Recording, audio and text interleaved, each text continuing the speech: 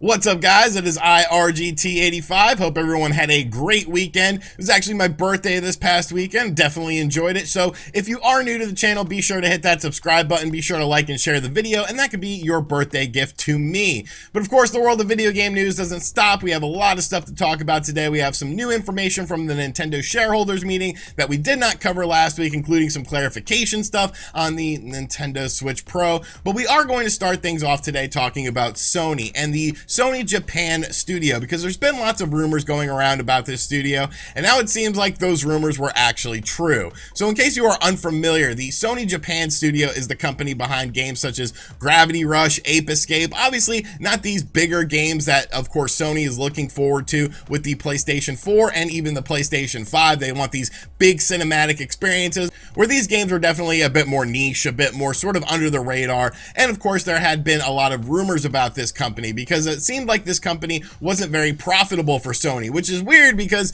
I mean, they've been around since the PlayStation 1 with games like Ape Escape, and of course Ape Escape was one of the big introductions of the DualShock controller. It was a game that you needed to have the DualShock controller with, but now it seems like this company is pretty much all but gone. This company has been actually removed from Sony's studio's website, meaning that the Japan studio, well, really no longer exists, and a lot of people are saying this is a major change for Sony and sort of a shift in their philosophy. And yes, maybe on the surface level it is, but when you start to dig into this a little bit more, I don't think it's quite as big of a deal as people are making it out to be. Obviously, there has been some restructuring with Sony and sort of their philosophy and directions. You look at games like The Last of Us, of course, you look at games like Days Gone, very big cinematic experiences, which the Japan studio wasn't really going to do and wasn't ever really going to do. But I really feel like in this situation, not really all is lost like a lot of people are making it out to be, because like I said, it was more of a reshift and a restructure than necessarily just a complete axing of this studio,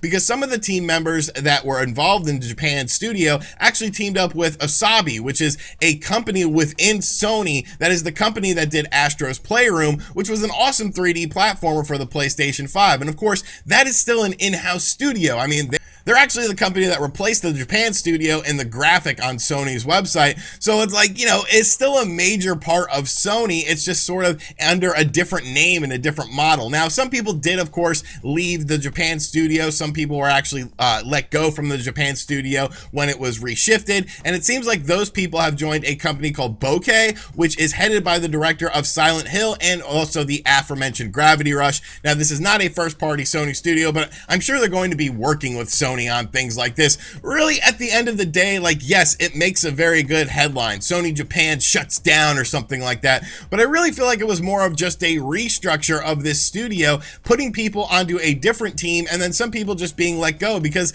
I mean, at the end of the day, video games are something we're all very passionate about, but you have to remember, this is a business. And if something is starting to, you know, not be very profitable for you in the world of business, you kind of have to shift away from things like that. Like the Gravity Rush games were very highly critically acclaimed, but they never sold very well or things like that. They also did Knack. I mean, it was Knack, like, you know, so they obviously did some smaller stuff for Sony, and it's going to be a shame to see that actual studio name not appear anymore, because it's been around for such a very long time. But I think this reshift and restructure could actually be good. It could get the creative juices flowing, and at the end of the day, I sort of see this as a positive thing. Yes, it does suck that the Sony of Japan name is no longer there as far as the studio is concerned, but I think the end result of this could be something very good. Or I don't know, maybe Sony will just like completely abandon this. There'll be no more Hot Shots Golf or anything like that, and everything will just be a AAA massive cinematic. Could you imagine a massive cinematic Hot Shot Golf's experience? Like,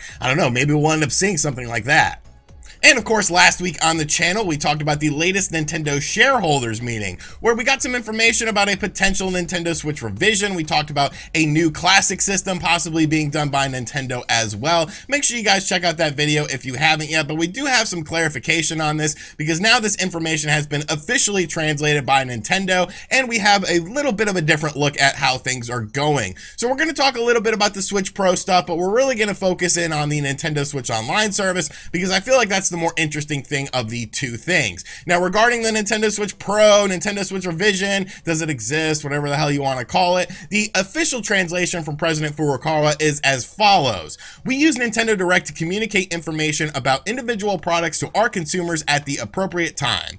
Going forward, Nintendo will continue to focus on offering our unique and original brand of play, leveraging the integrated hardware software dedicated video game platform to provide fun and grow our business. To this end, we are constantly working on the development of hardware, software, and accessories, but I cannot comment on specific products that are under development.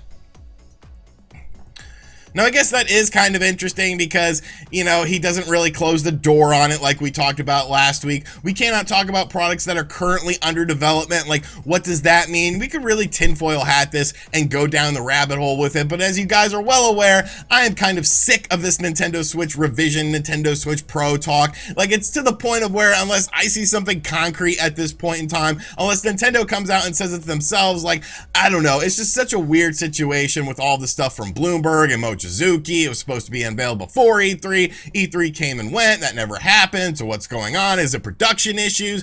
Is it chip shortages? Like, I don't know. There's so many variables that could be happening with this if it is indeed an actual thing. There's been so much smoke with this. You would think there was a fire, but maybe it was a firework and the firework just sort of went off and now you have the smoke from that. I mean, that's kind of appropriate for this past weekend, but I don't know. I did want to update that information for you guys. If you want to tinfoil hat it in the comment section down below, please be my guest. We cannot talk about products that are currently under development. You know, there's something a little bit there. But the thing I wanted to focus in on, like I said, is the Nintendo Switch Online service, because let's be sort of real.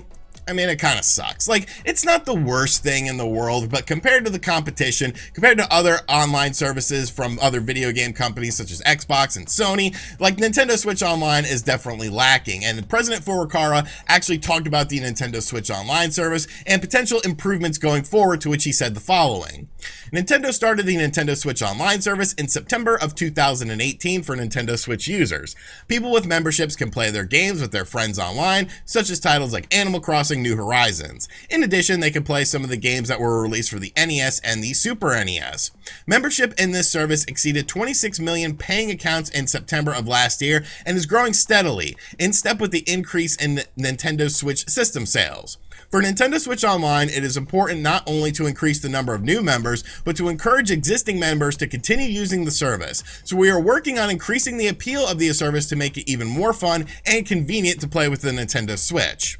And really, I think that's something that needs to be focused on a bit more, expanding this service, making the service more valuable for people that have it and more valuable for people who don't have it but want to get it. Because when you look past things like Super Mario Bros. 35, Pac-Man 99, and things of that nature, like, there's really not a whole lot of stuff here. Like, wow, you can play your games online. Like, I could play my games online since the Nintendo DS and I didn't have to pay anything for it. Obviously, increasing the titles in the NES and Super NES would be nice as well, but it feels like they just throw games at a dartboard with this situation, and that's how they sort of pick the games. Like, there's so many classic games from the NES and the Super NES that should be included in the Nintendo Switch Online service, yet for whatever reason they're not. Like, you're sitting here telling me that Arcade 1-Up can get a Ninja Turtles license, but Nintendo can't? Like, why can't I play games like Turtles in Time from the Super Nintendo on my SNES Online service with the Nintendo Switch? Like, playing that game online with people would be super fun. So it's definitely something that needs to be done, but I also feel like